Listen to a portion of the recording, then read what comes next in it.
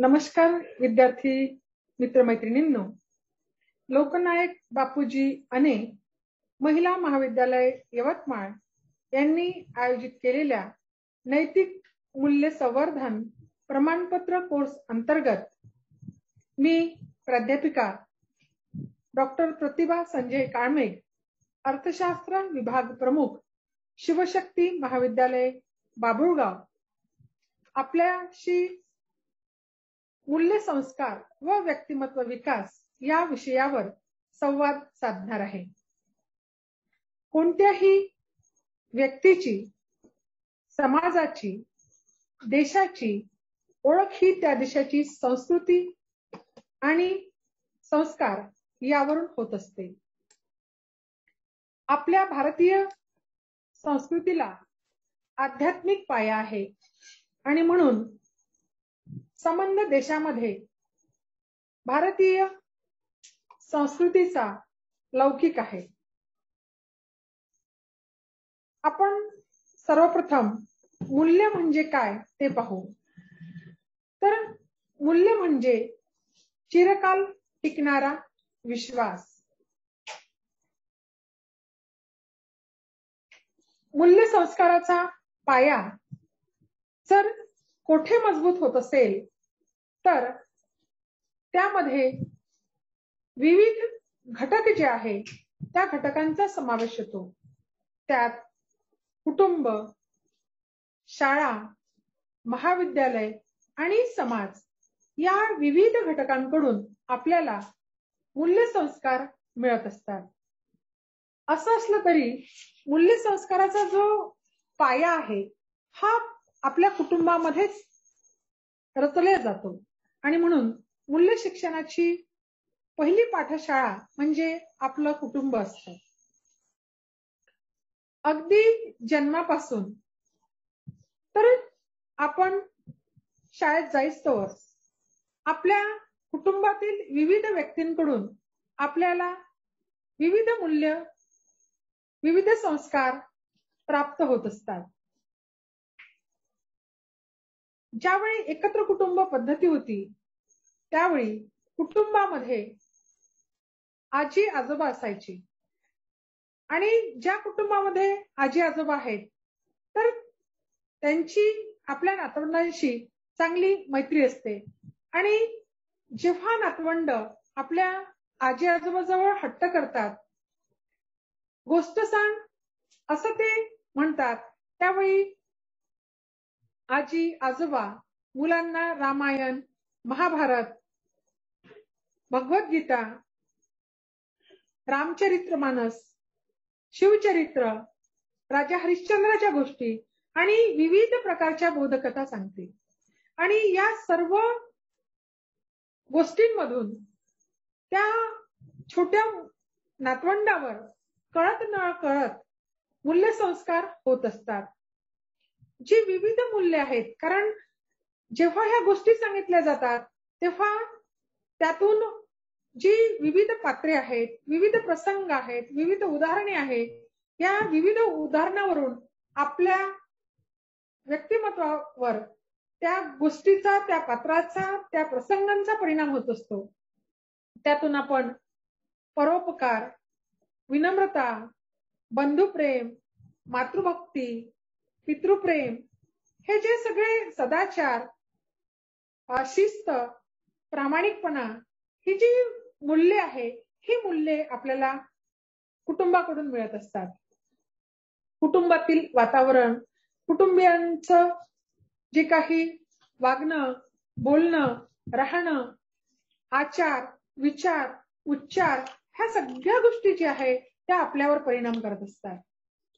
कारण आपलं बालमन असतं आणि या बालमनावर जसे संस्कार तुम्ही कराल तसं ते बालमन घडत जातं.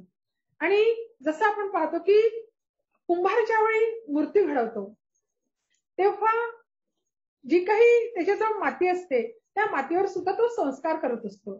त्या मातीला तो चाळून घेतो, त्यातलं जे काही खडे असेल, गोटे असेल, कचरा असेल तो बाजूला सारतो आणि ती माती तो मौसूद करतो आणि मग त्या मातीला साच्यावर आकार देत असतो आणि साच्यावर आकार देत असताना तो त्याच्यामध्ये असलेली जी काही कौशल्य असतात ती कौशल्य तो पूर्णतः पणाला लावतो आणि सुंदर मूर्ती तो साकार करतो. म्हणजेच काय की मातीवर जसे कुंभार मूर्ती घडवताना संस्कार करतो तसेच कुटुंबामध्ये बालकांवर जे संस्कार आहे ते संस्कार करताना सुद्धा पालकांनी कुटुंबियांनी आपल्यामधले जे काही कौशल्य आहे ती कौशल्य पणाला लावली पाहिजे की जेणेकरून आपल्या कुटुंबातील मुलांमध्ये जास्तीत जास्त जे मूल्य आहे ते रुजविल्या जातील. आणि म्हणून राष्ट्रसंत तुकडोजी महाराज म्हणतात ग्रामगीतेमध्ये की बालपणीच शिक्षण होई, वय झाली या त्रास होई, वळविल्याही न वळती इंद्रिय त्याची, या कोवळ्या कळ्या माझी, लपले ज्ञानेश्वर रवींद्र शिवाजी, विकसता प्रकटिततील समाजी, शेकडो महापुरुष.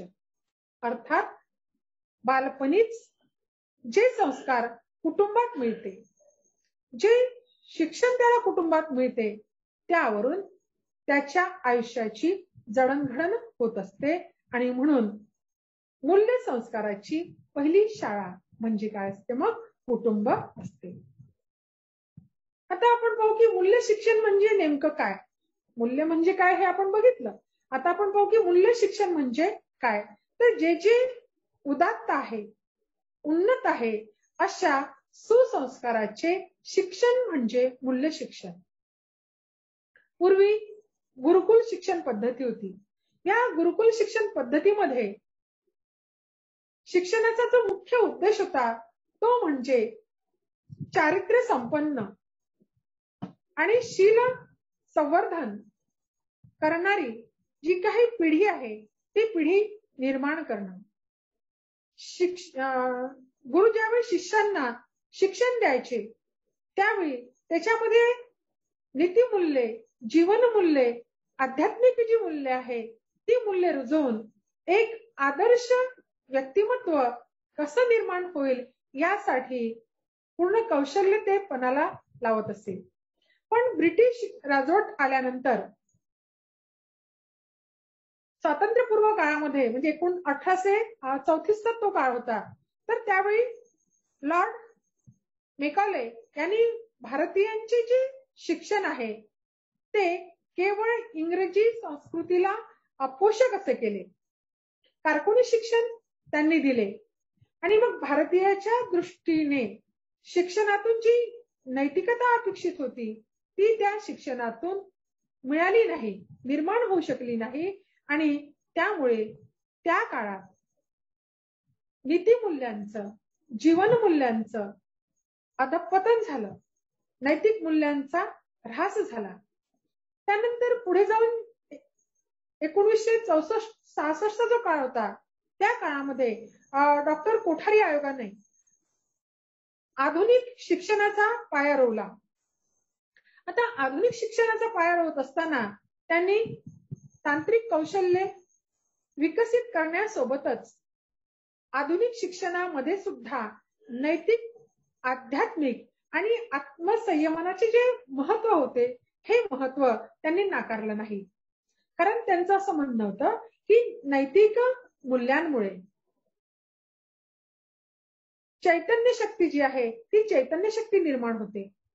आधुनिक शिक्षणातून, तंत्रज्ञानातून विकसित होणारी कौशल्ये आणि नीती शिक्षणातून विकसित होणारी जी नीतिमूल्य आहे, जी जीवनमूल्य आहे त्यांच्यामध्ये जर योग्य समन्वय साधला, योग्य सांगड घातली, समतोल साधला तर निश्चितच त्यातून एक संस्कारक्षम पिढी जी आहे ती पिढी उदयास येईल. आणि म्हणून त्यांनी आधुनिक शिक्षणामध्ये सुद्धा मूल्य शिक्षणाला, नैतिक शिक्षणाला महत्व दिल्याचं आपल्याला दिसतं.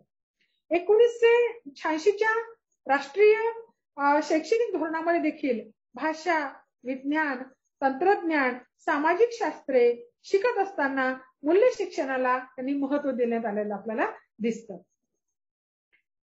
शाळा आणि महाविद्यालय ही आपल्या मूल्य शिक्षणाची दुसरी महत्वाची पायरी आहे. हर्बर्टचे असे म्हणणे होते की शिक्षणाचा जो मुख्य उद्देश आहे तो म्हणजे नैतिक विकास करणं. शैक्षणिक आणि महाविद्यालयीन जीवनात नैतिक मूल्यांना जीवनात रुजविण्याची जी प्रेरणा आहे ती प्रेरणा मिळणं म्हणजे शिक्षणाचा खऱ्या अर्थाने तो उद्देश राहील. आणि म्हणून नैतिक मूल्यांची घसरण, नैतिक मूल्यांचे अधःपतन हेच व्यक्तिगत, सामाजिक, कौटुंबिक, राष्ट्रीय आणि आंतरराष्ट्रीय समस्यांचं मूळ कारण असतं. आणि म्हणून आपण मूल्य शिक्षण जर अंगीकारलं, स्वीकारलं तर हे जे नैतिक अधःपतन आहे हे नैतिक अधःपतन होणार नाही, तर नैतिकदृष्ट्या संपूर्ण समाज जो आहे तो समृद्ध होईल. आणि म्हणून शिक्षणामध्ये मूल्य शिक्षण जे आहे ते अतिशय महत्वाचं असतं. आता आपण पाहू की जर आपण विविध मूल्ये शालेय जीवनामध्ये, महाविद्यालयीन आयुष्यामध्ये आत्मसात केली तर मग आपण कोणत्याही क्षेत्रामध्ये जाऊ, आपण व्यावसायिक होऊ, आपण उद्योजक होऊ, आपण शिक्षक होऊ, अध्यापक होऊ, आपण मोठे प्रशासकीय अधिकारी होऊ, परंतु जर आपल्यामध्ये ती जीवनमूल्ये, नीतिमूल्ये रुजविल्या गेली असेल तर आपण कोणत्याही क्षेत्रात गेलं तर त्या मूल्याशी पूर्णतः काय राहतो, प्रामाणिक राहतो. आणि म्हणून ही जी मूल्य आहे ही मूल्य आपण प्रामाणिकपणे जपली पाहिजे. शाळेमध्ये आपण जेव्हा जातो तेव्हा केवळ पुस्तकी ज्ञान जर आपण घेतलं तर आपण परीक्षार्थी म्हणूनच तयार होऊ. परंतु पुस्तकी ज्ञानासोबतच जर आपण शाळेमध्ये जे मूल्य शिक्षणाचे धडे दिले जातात ते जर आपण आत्मसात केले तर खऱ्या अर्थाने आपण विद्यार्थी म्हणून तयार होऊ. कारण शाळेमध्ये विविध उपक्रम होतात, विविध कार्यक्रम होतात, क्रीडा स्पर्धा होतात, स्नेहसंमेलन होतात, विविध स्पर्धा होतात आणि या सर्व विविध जयंत्या, पुण्यतिथ्या होतात. आणि या सर्व कार्यक्रमामागचा उद्देश हाच असतो की केवळ शालेय शिक्षणामधून परीक्षार्थी तयार होऊ नये, तर विद्यार्थी जो आहे तो विद्यार्थी तयार झाला पाहिजे आणि त्याच्यामध्ये जी जीवनमूल्य आहे, जी नैतिक मूल्य आहे, जे मूल्य संस्कार आहे ते रुजविल्या गेले पाहिजे. आणि म्हणून मूल्य शिक्षणाचं महत्व शालेय आयुष्यामध्ये असतं. वर्तमान स्थितीमध्ये आपण पाहतो बरेचदा की युवा पिढी जी आहे ही व्यसनाधीनता, फॅशन, त्यानंतर सोशल मीडिया, मोबाईल मध्ये वेगवेगळ्या प्रकारचे जे ऍप्स आहेत त्याचा अतिरेकी वापर, त्याच्यानंतर जी संगत गुण आहे ती जर व्यवस्थित नसेल तर ह्या सर्व गोष्टींमुळे काय होतं की कुठेतरी युवा पिढी भरकटत जाते. कारण हे जे वय असतं तुमचं महाविद्यालयीन आयुष्याचं, हे वय किंवा हे जे पाऊल असतं हे निसर्ग असतं. यामध्ये तुम्हाला योग्य दिशादर्शनाची, योग्य मार्गदर्शनाची गरज असते. आणि म्हणून शाळेमध्ये आणि महाविद्यालयामध्ये तुमच्यामध्ये विविध मूल्य रुजविली जावी. आणि म्हणून मूल्य शिक्षण हा जो विषय आहे हा शालेय जीवनामध्ये तुम्हाला शिकविला जातो. नैतिक शिक्षणामुळे युवा पिढीला एक वेगळी दिशा मिळते आणि भरकटलेल्या मनाला एक काय मिळतो, मार्ग मिळतो. आणि म्हणून एका आदर्श समाज निर्मितीसाठी नैतिक, सामाजिक आणि आध्यात्मिक मूल्यांची काय असते, गरज असते. आपला शिक्षक किंवा शालेय शिक्षक अतिशय अनुकरण प्रिय असतो. आपले शिक्षक कसे बोलतात, कसे वागतात, कसे चालतात, त्यांचे आचार, त्यांचे विचार, त्यांचे उच्चार, त्यांचं शिकवणं, ह्या सगळ्या गोष्टींचं अनुकरण जे आहे हे शालेय विद्यार्थी करत असतात. आणि म्हणून शिक्षक हा विद्यार्थ्यांसाठी कधी कधी दीपस्तंभ ठरतो, तर कधी कधी तो त्याच्या शाळेच्या आवारामध्ये रोपटं लावत असताना एक माळी म्हणून सुद्धा तो काम करतो. शिक्षकाला विद्यार्थ्यांचा चेहरा वाचता येतो. एखादा विद्यार्थी जर अडचणीत असेल तर शिक्षक अलगद ओळखतो की या विद्यार्थ्याला काहीतरी अडचण आहे आणि तो त्याला एकट्यामध्ये बोलावून विचारतो.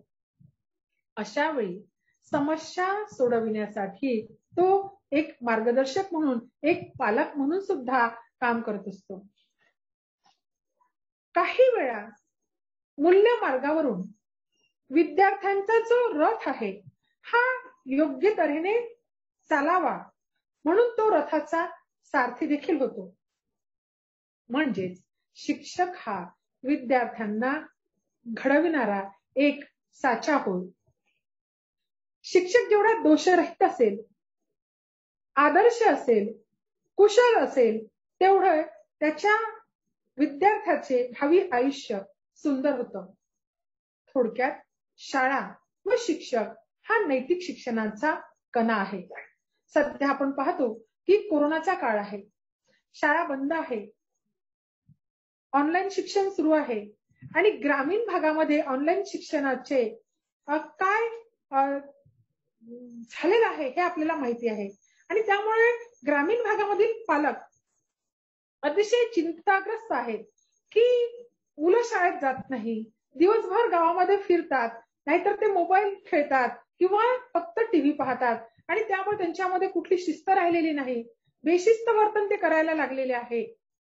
म्हणजेच जे संस्कार त्यांना शाळेमध्ये मिळत होते ते संस्कार त्यांना मिळत नसल्यामुळे कुठेतरी त्यांचं जे मार्ग आहे तो मार्ग भरकटल्यासारखा झालेला आपल्याला दिसून येतो. आणि म्हणून शालेय शिक्षण आणि शालेय शिक्षणामध्ये विविध संस्कारांची पेरणी किती महत्वाची आहे हे यावरून आपल्या लक्षात येतं.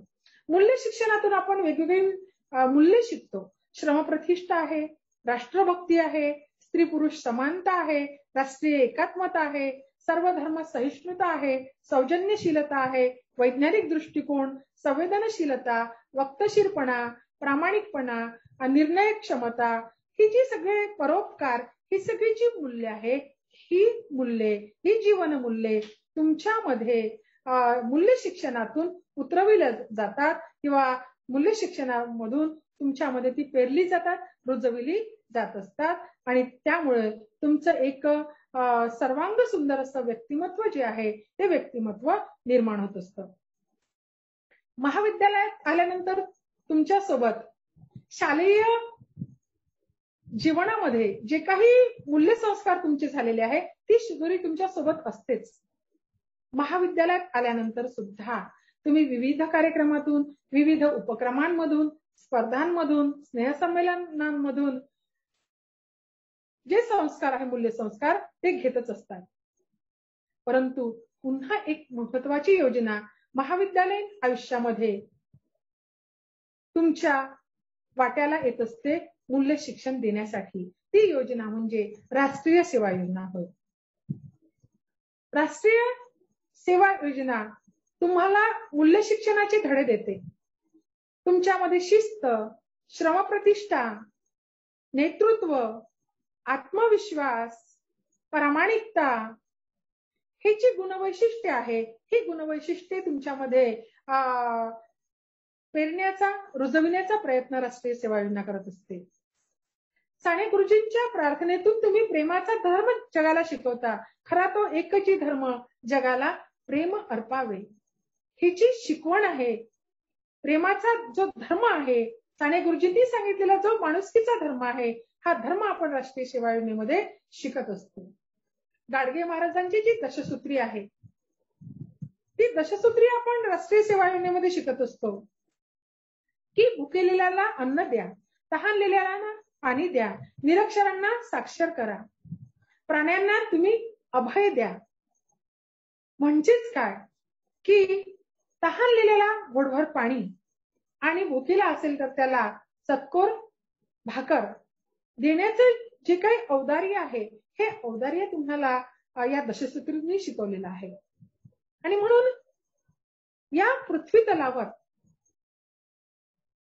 मानव ही एकच जात आहे आणि तिचा माणुसकी हा एकच धर्म आहे आणि बहुजन हिताय बहुजन सुखाय हा माणसाचा व्यवहार आहे. परोपकार म्हणजे पुण्य आहे आणि परपीडा म्हणजे पाप आहे.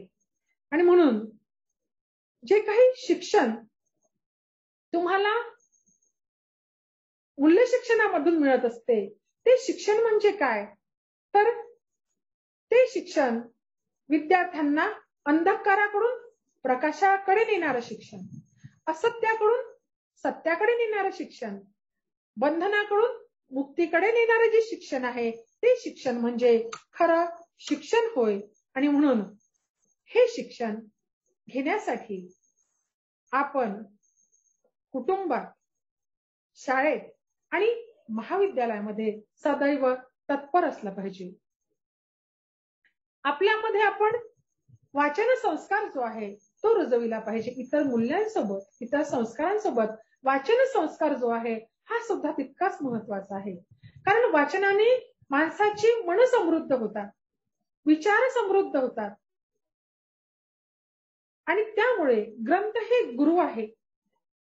ग्रंथ आपण वाचले पाहिजे. आपण टिकटॉक बघण्यापेक्षा, वेब सिरीज बघण्यापेक्षा आपण जर चांगले ग्रंथ वाचले, चांगलं साहित्य जर आपण वाचलं तर त्या ग्रंथामधून, त्या साहित्यांमधून आपले विचार समृद्ध होतात, आपले विचार प्रगल्भ होतात आणि त्यामुळे आपली वैचारिक पातळी जी आहे ती उंचावते. आणि म्हणून आपण वाचन जे आहे ते वाचन केलं पाहिजे. आपण इतर गोष्टीमध्ये वेळ न गमावता जर आपण वाचनामध्ये आपला वेळ इन्व्हेस्ट केला तर निश्चितच आपल्याला त्याचे आउटपुट्स जे आहे, त्याचे रिटर्न्स जे आहे ते चांगले मिळतील. आणि म्हणून वाचन संस्कार सुद्धा मूल्य संस्काराचा एक अतिशय महत्वपूर्ण असा भाग आहे आणि तो वाचन संस्कार सुद्धा आपण या विद्यार्थी दशेमध्ये, युवावस्थेमध्ये आपल्यामध्ये रुजविला पाहिजे.